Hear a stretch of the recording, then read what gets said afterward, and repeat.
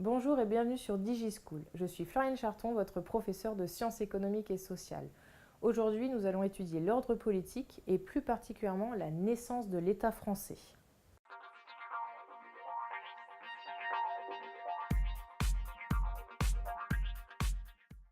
Alors, pour reprendre un petit peu l'histoire de notre France, même si on ne va pas se substituer aux enseignants d'histoire, il faut savoir que l'État français a été créé après l'existence en fait des seigneurs féodaux. Alors seigneurs féodaux, juste pour vous remettre dans le contexte, on est au Moyen-Âge.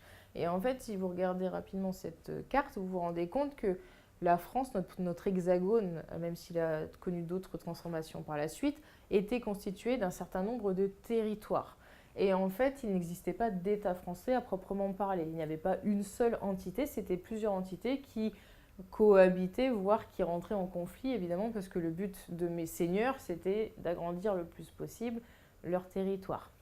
Sauf qu'il y a une période où, en fait, peu à peu, les territoires en fait, ont formé ensemble le monopole du pouvoir militaire. C'est-à-dire que les ressources militaires, l'armement, l'armée, etc., n'ont répondu plus qu'à une seule entité. Et c'est également ce qui s'est passé en termes de ressources fiscales. C'est-à-dire que les impôts collectés n'étaient plus collectés par chaque seigneur, mais étaient collectés pour une seule et même entité, c'est-à-dire l'État français.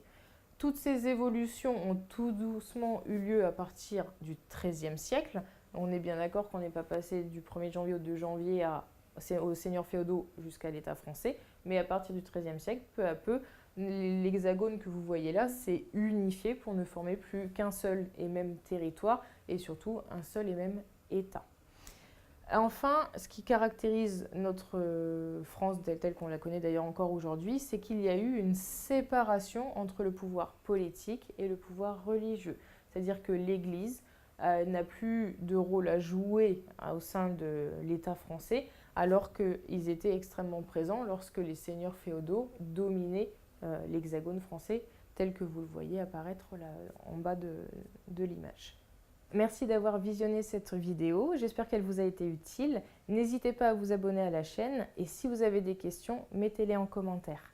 À bientôt sur DigiSchool.